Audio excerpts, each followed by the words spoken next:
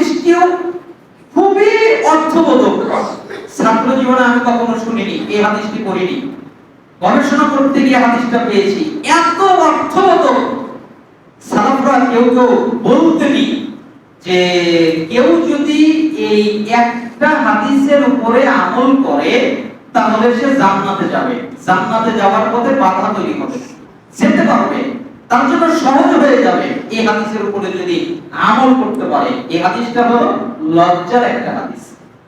যেমন আপনারা জানেন ওয়াল হায়াউ শুবাতুম মিনাল ঈমান, লজ্জা হলো ঈমানের একটা অংশ, তাই না? লজ্জা ঈমানের একটা কি অংশ?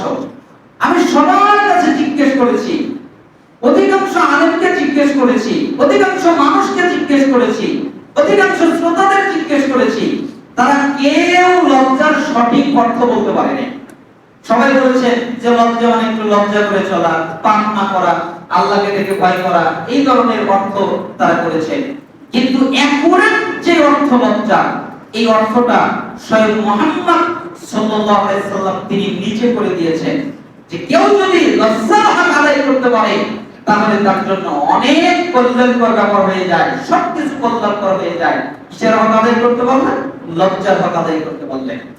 ইবনে মাসউদ রাদিয়াল্লাহু আনহু তিনি বলেন, সাতা ইয়াউমিন লিআসহাবিহি, একদিন রাসূলুল্লাহ সাল্লাল্লাহু আলাইহি ওয়াসাল্লাম আমাদের মধ্যে বের হয়ে আসলেন। এরপরে আসার পরে আমাদেরকে বললেন, ইস্তাহিয়ু মিনাল্লাহি হাক্কাল হায়া, হে সাহাবীরা তোমরা আল্লাহকে লজ্জা করার মতো লজ্জা করো, যেভাবে আল্লাহকে লজ্জা করতে হয় ওইভাবে আল্লাহকে লজ্জা করো।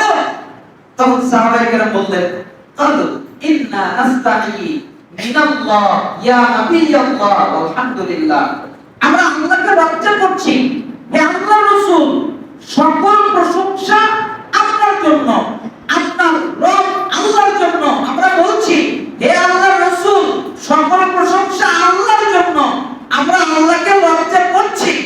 তখন মুহাম্মদ সাল্লাল্লাহু আলাইহি ওয়াসাল্লাম বললেন, লাইসা যালিক ওয়ালাকিন্না মান ইস্তাহিয়া মিনাল্লাহি হাক্কাল হায়া, হে সাহাবীরা তোমরা যেটাকে লজ্জা মনে করেছো ওইটা লজ্জা না, তোমরা যেটাকে লজ্জা জেনেছো ওইটা লজ্জা না, তোমরা যেটাকে লজ্জা বুঝিয়েছো, তোমরা যেটা লজ্জা জানো, তোমরা যেটা লজ্জা বুঝো, তোমরা যেটা লজ্জা মনে করো ওইটা লজ্জাই না। তোমাদের বুঝ, তোমাদের পদ্ধতি, তোমাদের বুঝ যেটা এসেছে ওইটা লজ্জা না। তখন সাহাবায়ে কেরাম বললেন, তাহলে লজ্জা কি? তখন রাসূল সাল্লাল্লাহু আলাইহি ওয়াসাল্লাম বললেন, কয়েকটা জিনিস মিলে একটা লজ্জা। ভালো করে শুনেন, তাহলে আফাজি রাসা ওয়া এক মাথা এবং মাথার সাথে যা আছে সম্পূর্ণটা হেফাজত করা, এর নাম হলো লজ্জা। বলেন তো, মাথা আর মাথার সাথে যা আছে, তাহলে মাথার সাথে কি আছে? মাথার সাথে কান আছে, তাহলে কানটাকে হেফাজত করা, এর নাম লজ্জা। এই কান দিয়ে কোনো হারাম কিছু শোনা যাবে না। এই মাথার সাথে দুইটা চক্ষু আছে, তাহলে এই দুইটা চক্ষুকে যে কোনো হারাম থেকে হেফাজত করা, এর নাম হলো লজ্জা। এই মাথার সাথে ব্রেন আছে, আল্লাহর বিরুদ্ধে গিয়ে খারাপ কোনো চিন্তা ভাবনা করা যাবে না, তাহলে এটার নাম হচ্ছে লজ্জা। এই মাথার সাথে ঠোঁট আছে, ঠোঁটটাকে হেফাজত করা, মাথার সাথে জিহ্বা আছে, জিহ্বাটাকে হেফাজত করা, মাথার সাথে মুখ আছে, মুখটাকে হেফাজত করা, মাথার সাথে কপাল আছে, আল্লাহ ছাড়া পৃথিবীর কারোর সামনে মাথা নত না করা, এটার নাম হলো লজ্জা। বালিয়াহফাজি রাসা ওয়া মাথা এবং মাথার সাথে যা আছে এই সম্পূর্ণটাকে হেফাজত করা, এর নাম হচ্ছে লজ্জা। বালিয়াহফাজিল বাতনা ওয়া হাওয়া, দুই পেট এবং পেটের সাথে যা আছে সম্পূর্ণটাকে হেফাজত করা, এর নাম হচ্ছে লজ্জা। পেটের সাথে দুইটা হাত আছে, তাহলে দুইটা হাতকে যে কোনো পাপ থেকে বিরত রাখা, এর নাম হচ্ছে লজ্জা।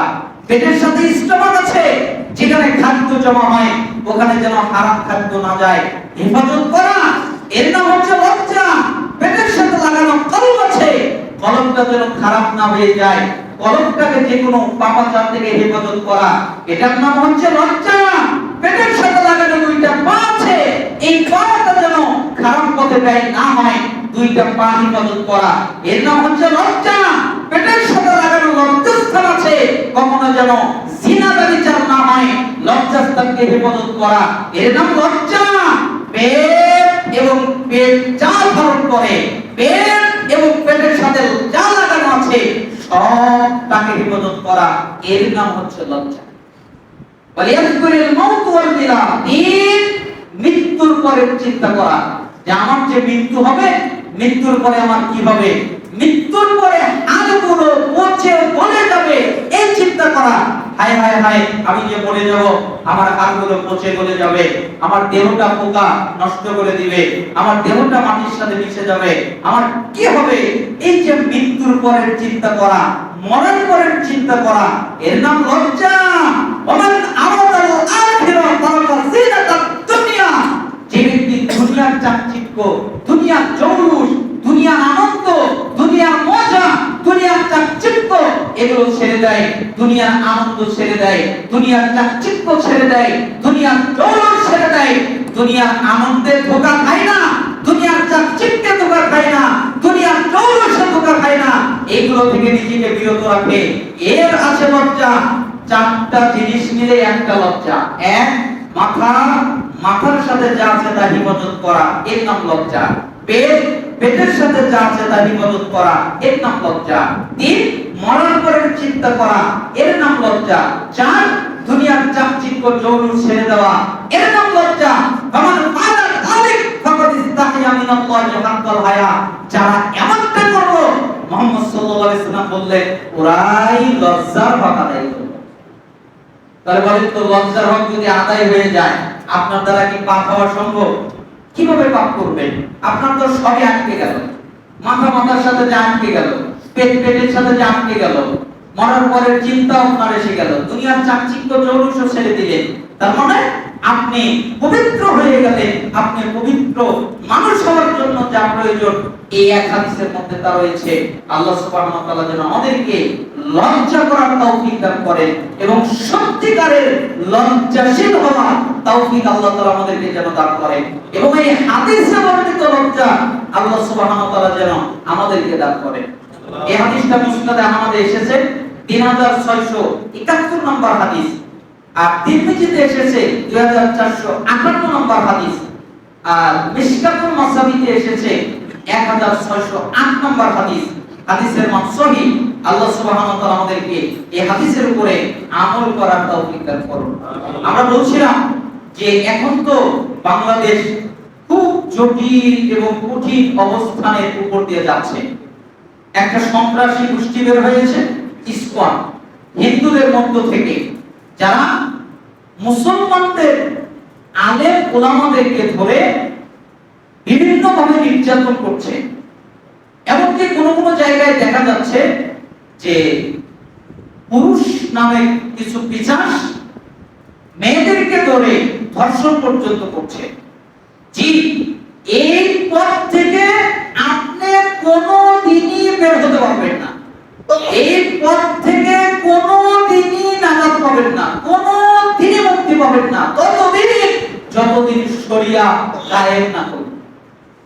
এই সমাজে যতদিন পর্যন্ত শরিয়া অনুযায়ী সবকিছু পরিচালিত না হবে, এই দেশ যতদিন পর্যন্ত শরিয়া অনুযায়ী পরিচালিত না হবে, আপনি ততদিন এই সমাজের কোনো কল্যাণ করতে পারবেন না। কেন? যদি শরিয়া অনুযায়ী দেশ পরিচালনা হয়, তাহলে লেখা আছে, ঘটনা আছে, হত্যার বদলে হত্যা করতে হয়। ও হত্যা করেছে, বিনিময়ে ওকে হত্যা করা হবে। তাহলে আরেকজন সন্ত্রাসী সাবধান হয়ে যাবে যে আমাকেও তো হত্যা করা হবে, তাহলে বাংলাদেশে হত্যার পার্সেন্টটা কমে যাবে। এই লোকটা জানে যে আমি ধর্ষণ করেছি, আরে ধর্ষণ তো দূরের কথা, ইচ্ছাকৃতভাবে ছেলেও রাজি মেয়েও রাজি, কিন্তু দুজন বিবাহিত, দুজন যদি জিনা করে রাজি থাকার পরেও যদি সাক্ষ্য প্রমাণ পাওয়া যায়, তাহলে তাদেরকে রজম করে পাথর মেরে হত্যা করে মেরে ফেলে দিতে হয়। আর ধর্ষণ এটা কত জরুরি এবং কত জটিল এবং কঠিন পাপ, যে ধর্ষণ করলে যারা ধর্ষণ করে তাদের পৃথিবীতে বেঁচে থাকার কোনো পথ নেই। কে করবে? শরিয়া করবে। যতদিন পর্যন্ত শরিয়ার আইন বাস্তবায়ন না হচ্ছে, ততদিন পর্যন্ত আমরা এই খেতে পাচ্ছি না, এজন্য আল্লাহর কাছে দোয়া করব এবং আমরা চেষ্টা করব আমাদের সমাজে যেন আল্লাহ সুবহানাহু ওয়া তাআলা শরিয়ার আইন কানুন বাস্তবায়ন করার তৌফিক আল্লাহ তাআলা যেন আমাদেরকে দান করে। আমিন। এবং আমরা যে কোনো ভাবে যেভাবে চেষ্টা করতে পারি সেভাবে চেষ্টা করব, আল্লাহ তাআলা তৌফিক দান করুন।